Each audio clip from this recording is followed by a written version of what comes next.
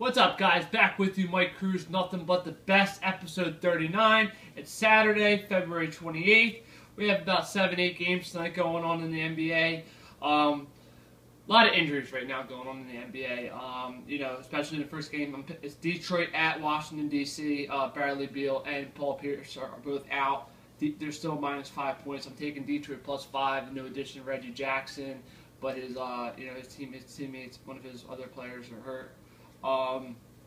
Last night the Cavs went from minus 4.5 to plus 2.5. Coach's decision to take out LeBron James out to play, and then Kyrie an ankle. Right now, a lot of injuries are affecting. You got to get it to the last second. I sometimes do the picks the night before because of other situations that I have going on, or if I'm have to be somewhere, or whatever the situation may be. So it's kind of hard right now, but I'm still winning. I have a record of 112, 76, and 2 at 60%. And the first time I'm doing NBA. I know it's not NFL what I'm doing, but it's pretty good. And my locks are 29 and 22. I'm right around staying at the lock 60%, but you will see this picks go up and up. So like I said, first game I'm taking Detroit plus 5. The game starts at 7 o'clock. Next game, and this is what I like. I'm doing them an hour before the game start. I like to do them a little more so the players so people get to see the footage, but I get the best spread out of it and I get the most advantage of it. And sometimes I even do it the night before, so I'm getting the hardest spread possible. The first spread that comes out, I can move up 4 points and then can move down 4 points. Next game is Atlanta at Miami. Atlanta's minus 5.5. I'm going to take Miami plus the 5.5 points. Next game is New York Knicks at Toronto. I'm taking Toronto minus 11. I think they're going to blow out the Knicks. Knicks were in overtime yesterday. That was enough struggle for them. Next game, Memphis at the Minnesota Timberwolves. I like watching the Timberwolves play, even though they have the worst record in the league. Starting 5, I like Ricky Rubio a lot. Kevin Martin can shoot threes like crazy. Andrew Wiggins, hopefully the next LeBron. He'll be good, trust me. And then you got Kevin Garnett, and they have a great center. I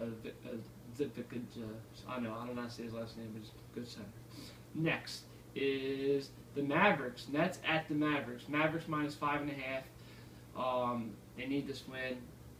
They really do. Rajon Rondo has to get back in the groove of things with this team. San Antonio Spurs. They've been up and down, but lately they've been down.